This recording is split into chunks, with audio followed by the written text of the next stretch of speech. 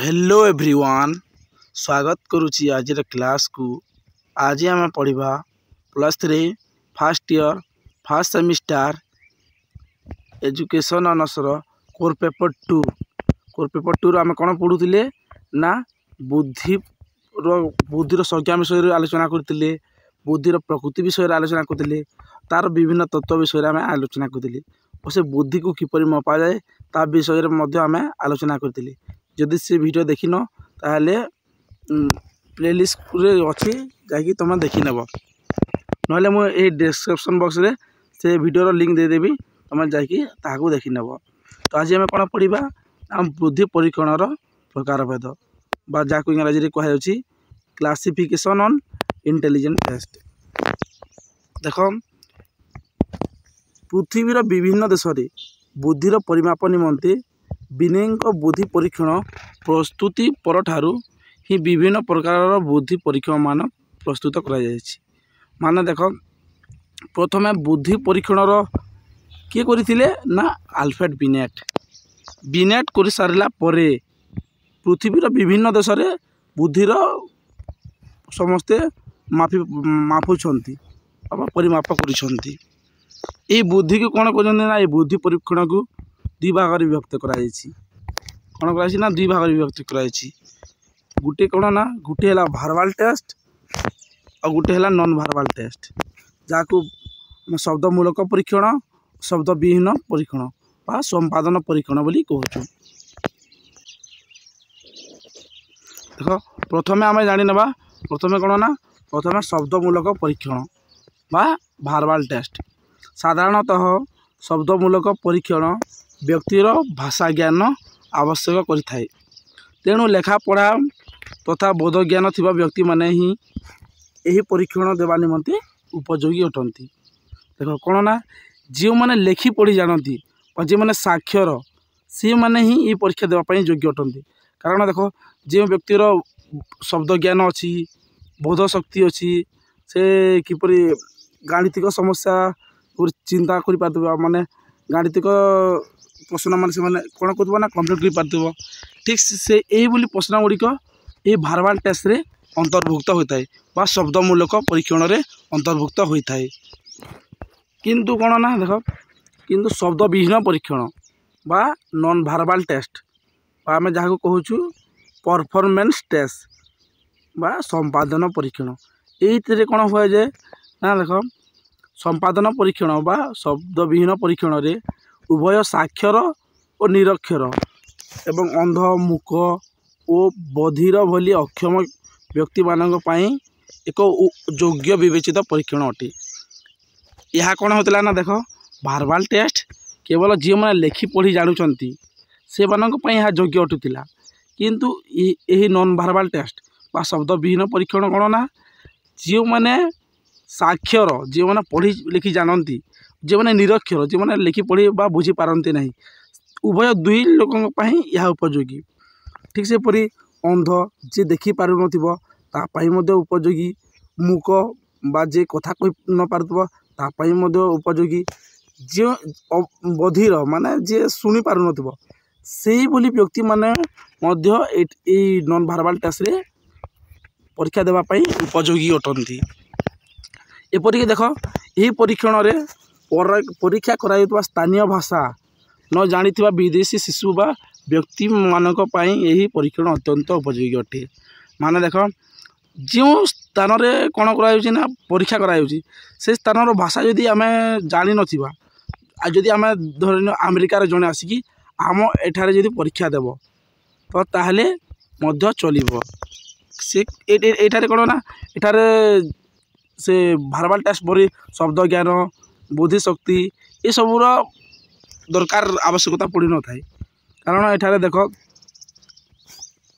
एठारे कौन पड़ता है ना देख जपरी छवि सज्जीकरण वस्तु गठन नक्शा तैयारी करवा ये बोली परीक्षा कराई थाए क्योंटारे ना ये नॉन वर्बल टेस्ट रे एठारे भाषा ज्ञान बा कागज कलमर आवश्यक हो न थाए जेपरिक से वर्बल टेस्ट और शब्दमूलक परीक्षण रे कलम खाता पेन दरकार पड़ूला बा साक्षर केवल जो मैंने लिखि पढ़ी जानती से उपयोगी थिला। यह कौन ना उभय साक्षर और निरक्षर जो मैंने मूक जो मैंने बधिर जो मैंने लिखि पढ़ी जानते नहीं जो मैंने स्थानीय भाषा न जानी से मैंने ये नॉन वर्बल टेस्ट शब्द विहीन परीक्षण देवाई उपयोगी अटंती। एठारे कौन कौन कराइला ना 26 सज्जीकरण माने देख 26 सज्जीकरण माने एठारे गोटे तुम छोट थिला बेले तुम गेम खेली एटारे गोटे चित्र थाए सेटारे कौन होता ना गोटे हाथी किंबा घोड़ार गोटे फोटो थी तो से अधा पूरा कंप्लीट कराई और ताकू पूरा कंप्लीट करने कह माने संपूर्ण ताकू कंप्लीट करने कह गोटे फोटो थी एठारे मुंड थी आखि थी ताकू अधा थी अधा दे दी और से शिशु को पूरा कंप्लीट करने कह ये कौन ना भाषा ज्ञान लगुना तो सेटा कौन ना जी मैंने भाषा स्थानीय भाषा न जानी से कंप्लीट कर पार्टी कौन ना ये नॉन वर्बल टेस्ट। तापर वस्तु गठन करवा गोटे माटी धरी गोटे हाथी किंबा घोड़ा बनाऊच कि गोटे घर तैयारी करुच तो से गोटे घर अधा तैयारी कर शिशु को पूरा संपूर्ण तैयारी करने कह ठीक से पूरी नक्शा गठन करवा जहाँ आम मैप कहूँ ये सब क्यों अंतर्भुक्त ना नॉन वर्बल टेस्ट। पुनश्च बुद्धि परीक्षण परीक्षार्थी मान संख्या दृष्टिकोण शब्दमूलक परीक्षण और शब्द विहीन परीक्षण तथा संपादन परीक्षण को दुई भाग में विभक्त कराई कौन जो परीक्षा करा से परीक्षा केते संख्यार लोग अच्छा केते संख्यार छात्र छात्री अच्छा से ही दृष्टिकोण कौन कराई ना पुणी दुई भाग में विभक्त कराई कौन कौन ना व्यक्तिगत परीक्षण इंडिविजुअल टेस्ट और दलगत परीक्षण ग्रुप टेस्ट। तो आम प्रथम कौन जाना ना प्रथम आम जाना व्यक्तिगत परीक्षण विषय व्यक्तिगत परीक्षण माध्यम एक समय जन को ही परीक्षा कराई थाए माने यही इंडिविजुअल टेस्ट जो परीक्षा कराई मात्र गोटे जन को ही गोटे छात्र को नहीं ही परीक्षा करा जाई थाए। यही परीक्षण उत्तर मौखिक बा लिखित भाव हो पारे देख से जेहेतु एका परीक्षा देउची ताकू आमे कौन ना ताकू प्रश्न पचारिबा से यदि उत्तर देव ता से भावली भाव में मौखिक भाव में आम ताकू परीक्षा कर तार आईक्यू के जापर